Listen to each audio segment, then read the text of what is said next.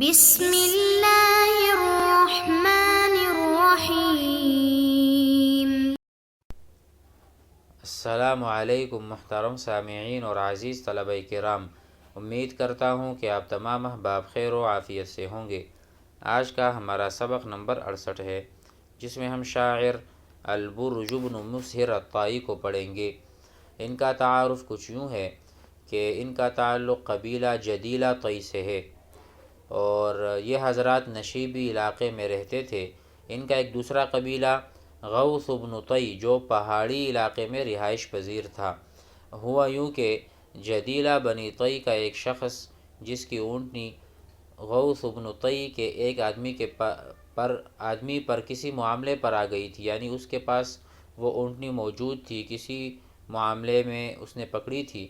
اپنی اونٹنی کا مطالبہ کرنے لگا تو وہ دینے سے اس نے انکار کر دیا کہ میں نہیں دوں گا، جس کی وجہ سے ایک جنگ چھڑ گئی، شروع ہو گئی، جو کم از کم 30 سال تک رہی۔ آخرکار جدیلہ کو شکست فاش ہوئی اور وہ بنو کلب کے پاس پناہ گزین ہونے پر مجبور ہو گئے۔ ان کی پناہ میں غالباً وہ 20 سال رہے، لیکن وقت گزرنے کے ساتھ ساتھ بنو کلب کی طرف سے ان کی جانب لاپرواہی اور بے رخی ہونے لگی، اور بعض ایسے واقعات پیش آئے جو ان کے باہمی ربط اور تعلق کے لیے خلفشار کا باعث تھے۔ شاعر انہی کی طرف اشارہ کر کے کہہ رہا ہے۔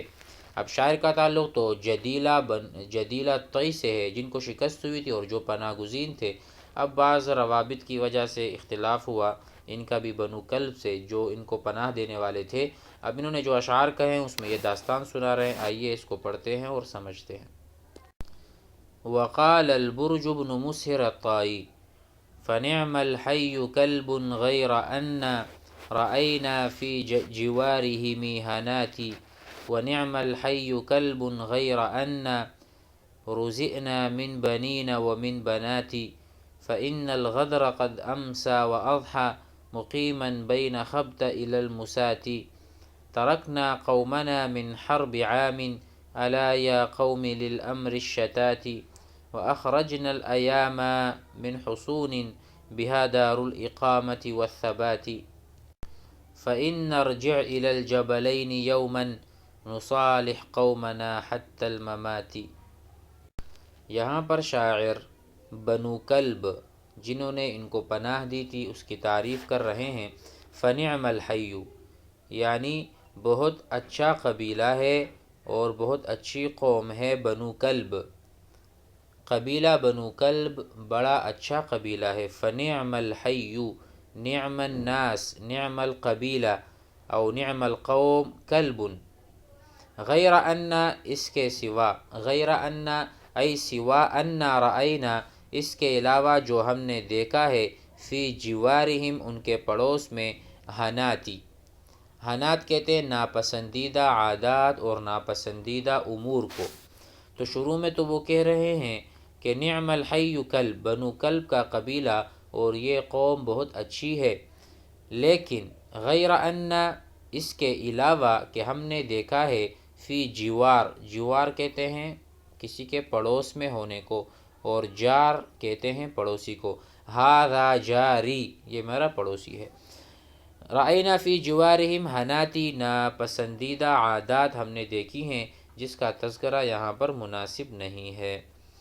وَنِعْمَ الْحَيُّ كَلْبٌ، اور یہ بہت اچھا قبیلہ ہے، غیر ان اس کے علاوہ، رُزِئْنَا مِن بَنِينَ وَمِن بَنَاتِ، مگر ہمیں ان سے لڑکوں اور لڑکیوں کی بابت تکلیف پہنچی، یعنی ہمارے بچے اور بچیاں ان میں بہت ضائع ہوئی ہیں۔ رُزِئْنَا، رُزِئْنَا کا ترجمہ ہوگا مصیبت پہنچنے کا۔ رُزِئْنَا ای اصبنا، جس میں اصابک، ماذا اصابک، آپ کو کیا تکلیف پہنچی۔ تو اسی طرح نحن اصبنا، اصاب یصیب، اور اصبنا ماضی مجہول جمع کا صیغہ ہے، متکلم کا، جمع متکلم ماضی مجہول۔ نحن اصبنا، ہمیں تکلیف پہنچی ہے، من بنینا، لڑکوں اور لڑکیوں کے متعلق، انہوں نے ہمیں تکلیف پہنچائی ہے۔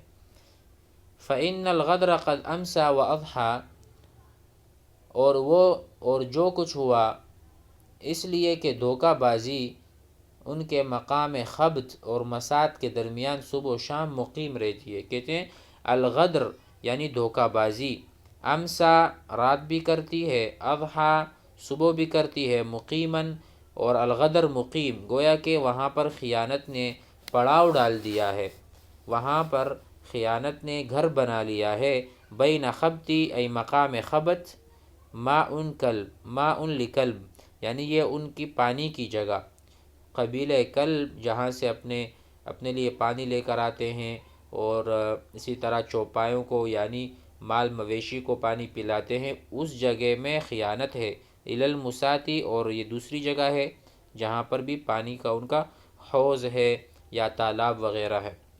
تو ایسی جگہ ہیں جہاں پر ہمارے بچے اور بچیاں ضائع ہوئی ہیں، تو یہ ایک خیانت والی جگہ صبح و شام ادھر ہوتی ہے۔ مزید کہتے ہیں ترکنا قومنا من حرب عام، ہم نے اپنی قوم کو جنگ کے سال سے خیر بات کہا تھا۔ کون سی قوم؟ جو تھی غوث ابن طی، یہ تو جدیلہ ہے نا، جدیلہ ابن طی، اور وہ ہیں غوث ابن طی۔ تو کہتے ہیں ترکنا قومنا، ہم نے اپنے قوم کو چھوڑ دیا ہے، من حرب عام، ایک سال جنگ کے بعد، الا یا قوم للامر الشتاتی، اے میری قوم تعجب کرو اس امر پراگندے اور متفرق پر جس کی وجہ سے ہمارا شیرازہ بکھر گیا، یعنی وہ وقت جب ہم نے جنگ کی تھی اپنے قوم سے، وہ آج ہم اس کا خمیازہ بھگت رہے ہیں۔ ٹھیک ہے، کہہ رہے ہیں الا یا قومی، اے میری قوم یاد کرو اس دن کو جو ہمارے بچھڑنے کا سبب بنا، للامر الشتاتی، اب جو چیزیں ہمارے سامنے ہیں متفرق ہیں اور بکھری پڑی ہوئی ہیں، ہمارا برا حال ہے، تو یہ اسی کا خمیازہ آج بھگت رہے ہیں اور ہمیں وہ مل رہا ہے۔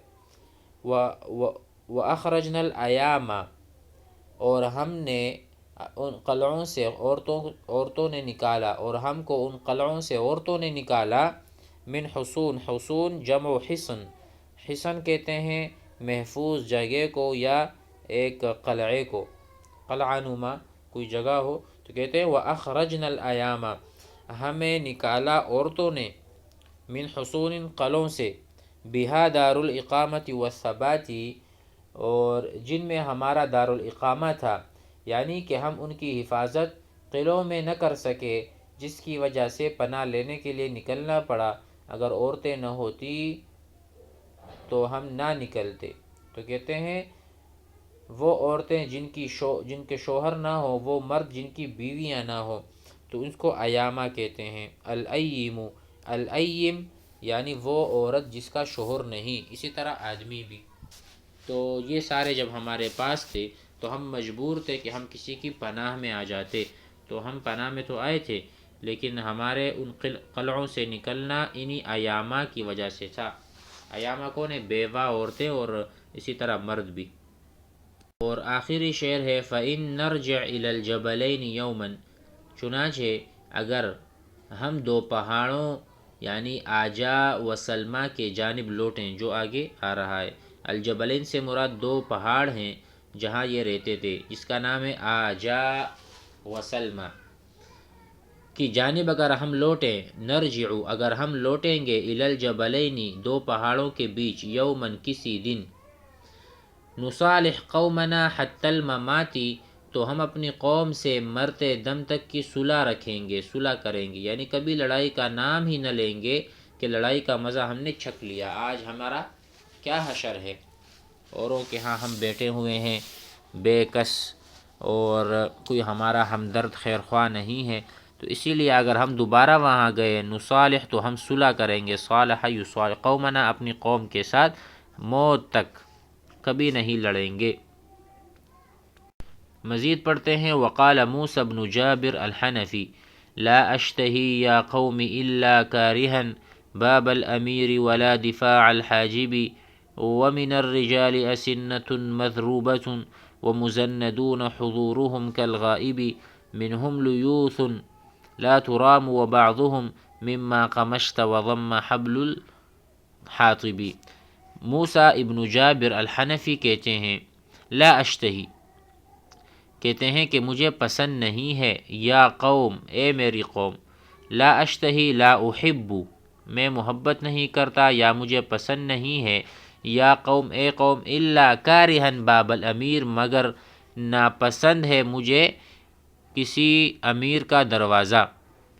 کہتے ہیں کہ میں امیر کے دروازے پر آنے اور وہاں دربان کے دھکا دینے کو پسند نہیں کرتا مگر بکراہت. دیکھو کہتے ہیں لا اشتہی الا کارہن باب الامیری ولا دفاع الحاجب. دفاع دھکا، دفع یدفع، انا دفعت السیارہ میں نے گاڑی کو دھکا دیا، دفعت الرجل میں نے آدمی کو دھکا دیا. تو دفاع الحاجب، حاجب کہتے ہیں دربان کو.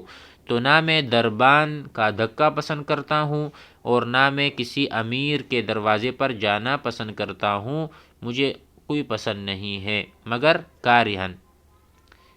لیکن جب مجھے کوئی لے جاتا ہے تو زبردستی لے جاتا ہے، ورنہ میرا کوئی جانے کا وہاں موڈ نہیں ہوتا.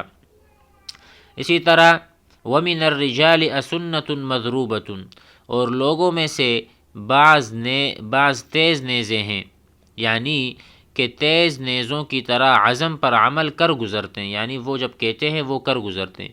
وَمِنَ الرِّجَالِ اور وہ لوگ اسنہ کہتے ہیں تیز دھار نیزے، یعنی ایسے نیزے جو تیز دھار ہیں.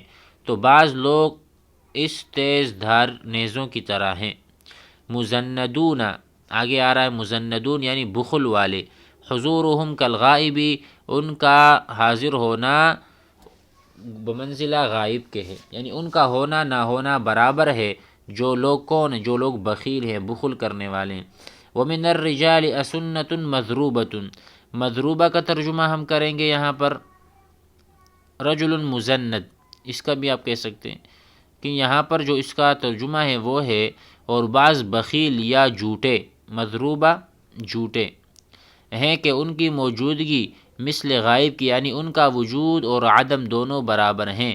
تو بعض لوگ ایسے ہیں اور بعض لوگ ایسے ہیں. اس کے آگے کہتے ہیں منہم لیوث لا ترام لبعضہم ان میں سے بعض شیر ہیں، منہم ان لوگوں میں سے بعض شیر کی طرح. لیوث جمع لیث کہتے ہیں شیر کو. لا ترام لا تقصد وبعضهم مما قمشت وضم حبل الحاطب ترجمہ ہے کہ ان کی ہیبت کی وجہ سے ان کا قصد نہیں کیا جاتا. لا ترام لا تقصد لا تہدف ان کو ہدف نہیں کیا جاتا، کوئی اس کو ٹارگٹ نہیں کر سکتا. کیوں؟ اس کی ہیبت اتنی ہے، وقار اتنی ہے، کیونکہ وہ شیر کی مانند ہیں. وبعضهم اور بعض ایسے ہیں اس میں مما قمشت کہتے ہیں اور بعض وہ ہے جن کو تو نے بے سوچے سمجھے جمع کیا. کس کی طرح؟ وضم حبل الحاطبی جمع کرنے والا جب جمع کرتا ہے لکڑیوں کو، اور جن کو لکڑی جمع کرنے والے کی رسی نے ملا دیا. کہتے ہیں یعنی جیسے لکڑیاں جمع کرنے والا رطب و یابس، ردی و جید، بلکہ بسا اوقات سام کو بھی رسی میں باندھ کر اٹھا لیتا ہے، ٹھیک اسی طرح بعض لوگ بھی رطب و یابس کا مجموعہ ہوتے ہیں کہ سب پر اچھے ہونے کا حکم نہیں لگایا جا سکتا. تو کہتے ہیں بعض لوگ تیز نیزوں کی طرح ہوتے ہیں، بعض بخیل ہوتے ہیں، ان کا وجود عدم وجود برابر ہوتا ہے. بعض شیر کی طرح ہوتے ہیں، ان کو کوئی قصد نہیں کر سکتا. اور بعض تو ایسے ہوتے ہیں کہ جس طرح ایک بندہ لکڑیاں جمع کرتا ہو تو سام کو بھی جمع کر لے اس میں. وضم ضم یضم ملانا، حبل کہتے ہیں رسی کو، حاطب جو لکڑیاں یعنی حطب جمع کرنے والے کو حاطب کہتے ہیں. وحاطب اللیل. امید ہے آج کا سبق بھی آپ حضرات کو سمجھ میں آ گیا ہوگا. والسلام علیکم.